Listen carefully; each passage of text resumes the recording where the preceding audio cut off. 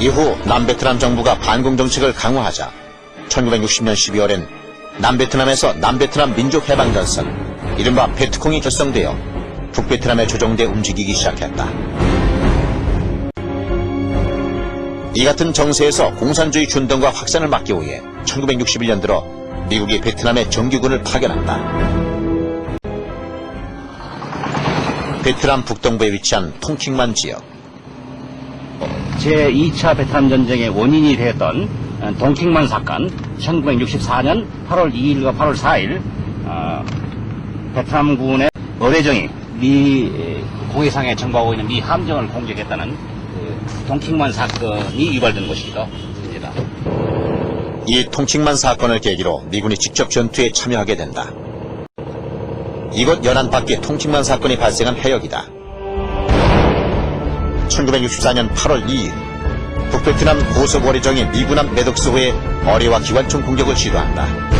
미국의 경고에도 불구하고 북베트남 어뢰정은 미군 매덕스호와 터너조 2호에 재차 공격을 가한다. 이 같은 북베트남의 기습 공격으로 미군도 북베트남 지역에 공격을 감행하게 된다. 이후 12년 동안 계속된 제2차 베트남 전쟁의 시작이었다. 이 전쟁에는 미국을 위시해 한국, 타일랜드, 오스트레일리아, 필리핀 등 우방국 8개국 참전한다. 2차 세계대전 이후 가장 큰 규모의 전쟁이었다. 이것은 한국군 최초의 파월 부대인 제1이동외과 병원이 자리 잡았던 곳이다. 땡기는 나야? 이건 물이고. 야 나야? 병원을 쓰는 게 물이고. 현지 주민의 도움으로 제1이동외과 병원 자리를 확인했다. Để tôi nói cô nghe, hồi trước á, kế bên đây là cái trại thương phế binh của chế độ trước. Đó rồi ba tôi là thương binh ở đó, tôi ở đó tôi vô đây tôi chơi hoài đó. Và mỗi lần tôi đau răng, tôi nhổ răng là tôi cũng qua đây tôi khám. 한국은 전투부대 파병에 앞서 베트남 정부의 요청에 의해 부대를 파견한다. 1964년 9월 제1이동외과 병원 요원 130명과 태권도 교관단 10명 등 비전투 요원을 베트남에 파견했다. 붕타오에 주둔한 제1이동외과 병원은 다양한 과목에 걸쳐 진료를 하며 베트남 정부 측뿐 아니라 베트남 주민에게도 큰 환영을 받았다. Bác sĩ đồng người Hàn Quốc là thôi đó, khám bệnh mỗi lần cái gì vô là dân ở đây á, mỗi lần bệnh hoạn là vô đây khám là biết thôi chứ còn không có biết. 제1이동외과 병원은 남베트남 군인은 물론 민간인까지 치료하는 박애 정신을 발휘했던 것이다. 당시 치료를 받았던 베트남 주민을 만났다. Có hồi đó mắc nè, mắc mái nè, mắc mái nè.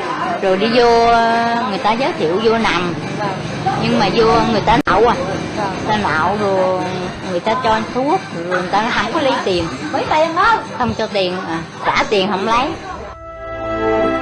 피가 모자랄 때는 한국군 의사와 간호사들이 자신들의 피를 뽑아 부상자의 생명을 구해 정도였다. 심지어 부상당한 베트콩까지 치료해주기도 했다. 이동외과 병원은 전투부대가 파견되기 전 한국군에 대한 긍정적인 이미지를 심는 데 큰 역할을 했다.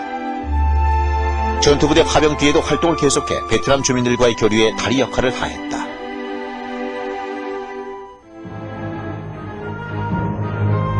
(1965년 10월) 청룡부대와 맹호부대를 필두로 한국군의 전투부대 파병이 시작됐다. 베트남 정부와 미국의 요청에 의한 파병이었다. 이어 1966년 8월에 백마부대까지 참전함으로써 한국군이 베트남 전쟁에 본격적으로 참가하게 된다. 전투부대 환송식은 국가적인 행사였다. 온 국민의 열렬한 지지를 받았다.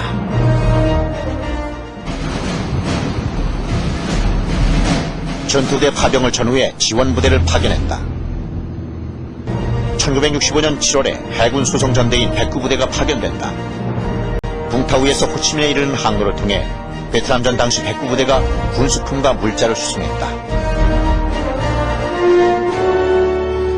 이 밖에도 각 분야별 지원부대가 베트남에 파병됐다. 건설지원단인 비둘기부대, 군수보급과 수송을 맡았던 백군수사령부인 십자성부대, 공군지원단인 은마부대 등이 각 지역에 주둔하며 활약을 펼쳤다. 지금은 호치민 항구로 불리는 사이공 항구. 베트남 전쟁 당시 한국군 지원부대가 활동하던 곳이다. 호치민강은 3만 5천 톤급 선박도 드나들 수 있을 정도여서 베트남 전쟁 시 매우 중요한 수송로였다. 당시 한국군 지원부대는 이곳을 오가며 맹활약을 펼쳤다.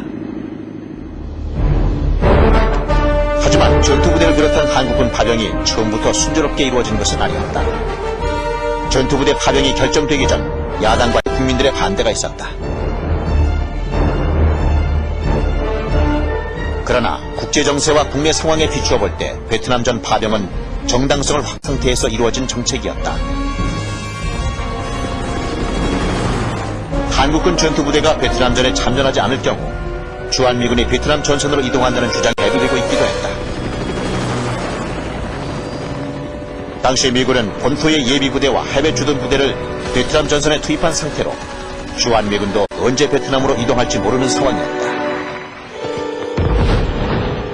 When the 1st Cavalry Division and the 1st Infantry Division and the 173rd Airborne Brigade deployed to, and the Marines deployed to Vietnam in 1965, the situation was very, very precarious for South Vietnam. And they needed help. 한국은 미국으로부터 한국 방위에 대한 확실한 보장을 받을 필요가 있었다. 한반도의 전쟁 방지를 위해서도 베트남 파병이 필요한 국제정세였다. 미군 빼돌리면 망한다. 그럼 미국 빼돌리지 않기 위해서 할 수 있는 길이 뭐냐. 미군 사람 대신에 우리 국외 사람 보내는 수밖에 없다. 그러니까 처음에 파병의 그 동기는 대한민국을 갖다가 공산화로 막겠다는 우리 그 참 안보상의 절대절명의 불가피한 선택으로 파병이 됐다 하는 걸 그걸 확실히 인식을 해야 됩니다. 2차 대전 이후 세계는 자유민주주의와 공산주의로 양분된 냉전시대였다.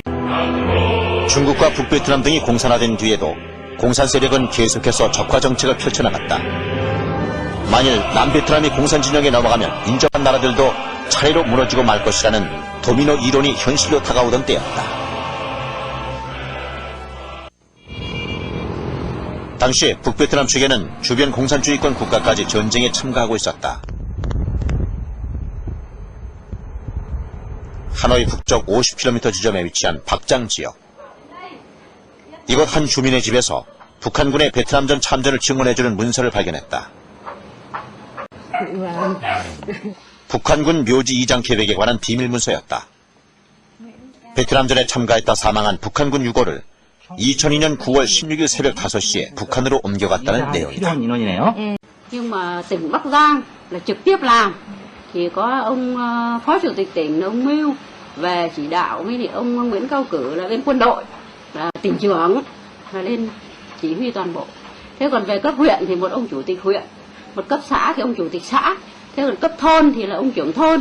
Thì lúc giờ ông chủ mình là lúc bây giờ ông chồng đấy là đang làm trưởng thôn, cái khóa đấy đang làm trưởng thôn, khóa này nghỉ. Thế thì là đây là gửi ông trưởng thôn này này. Thế thì là mình là kết hợp ở đây thì mình mới có được cái tài liệu này.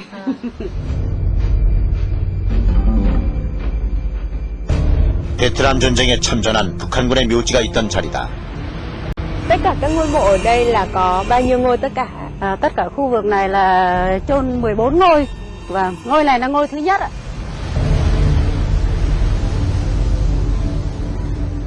이장한 지 얼마 되지 않은 듯 아직도 묘지는 파헤쳐진 채 남아 있었다.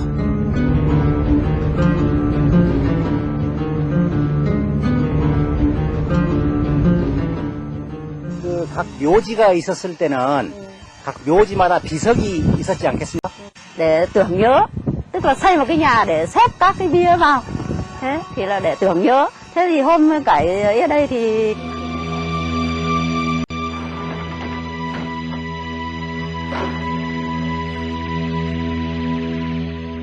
비석은 창고에 따로 보관하고 있었다.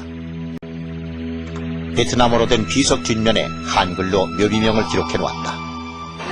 박동준, 김경우, 이창희, 이종수. 이곳에 묻혔던 북한군 14명 무가 공군으로 베트남전 초기부터 참전했다는 사실을 말해주고 있다. 장한, 이분은 67년도 9월 30일에 희생된 분이네요.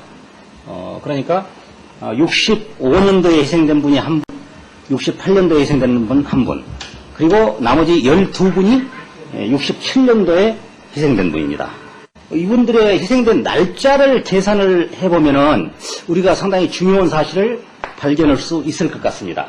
67년도 9월, 67년도 4월과 5월,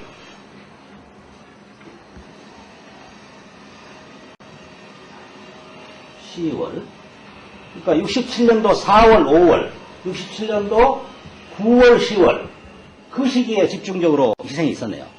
그러니까 그 시기에 북쪽에 대한 폭격이 아주 심했었다. 그런 사실을 말을 해주고 있는데요. 1967년은 베트남 전쟁이 격렬했던 시기였다. 하지만 비석에는 사망 지역과 사망 경위에 관해서는 표기해 놓지 않았다. 지상에서 사망했다면은 그대로 교관 임무만 수행한 것으로 볼 수 있겠습니다만, 어떤 지원 임무만 수행한 것으로 볼 수 있겠습니다만은, 그러나 공중에서 전투 중에 사망했다면 전투용으로 참전했다는 사실이 증명되는 거죠. 따라서 이 사람들이 전사하는 위치가 지상이냐 공중이냐 하는 문제는 상당히 중요한 문제가 되겠네요. 그래서 이 문제는 조금 더 연구해 올 필요성이 있겠습니다. 베트남 전쟁은 남베트남과 북베트남만의 전쟁이 아니었다. 자유민주주의와 공산주의 진영의 대결 양상이기도 했다.